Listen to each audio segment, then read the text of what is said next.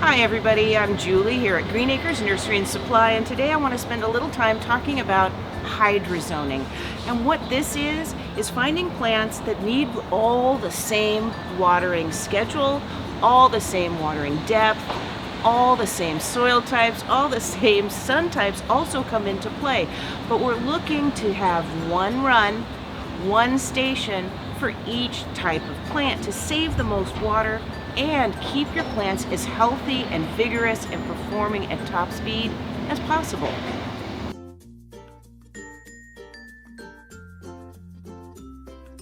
When you come home from the nursery with a brand new plant, think of this pot, whatever size it comes in, as the root zone you have.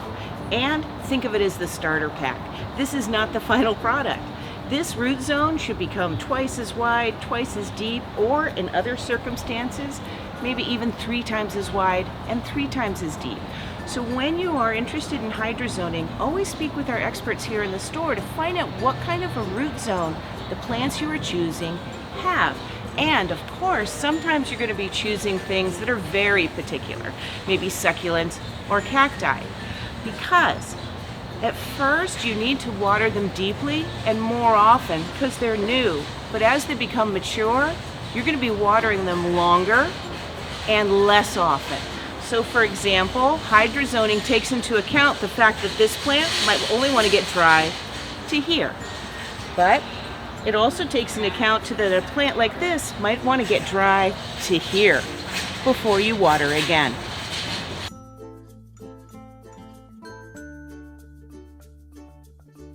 So when we read and hear about hydrozoning, it's worth mentioning that it's easiest to do with a brand new yard where it's a blank slate. But that's not what most of us have. We have an established yard and we're bringing in new plants. How do we introduce those new plants to an existing hydrozone, or what should we do? The best answer of all is to get a separate drip line for those new plants, adding more emitters or watering them by hand until those root zones are established to match their older neighbors in that section.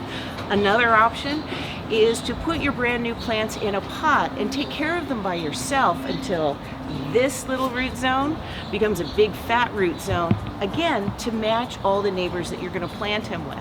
Remembering that lately we're really asking you to always consider planting major plants in the fall for the greatest success. If you see a plant that you want in the summer, go ahead and get him.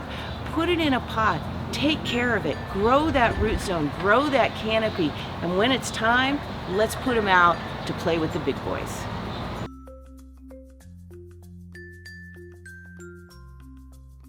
Whenever you come in and you're looking at new plants, please do speak with us and let us help you find out the plants that are going to match the requirements and the conditions you already have at home.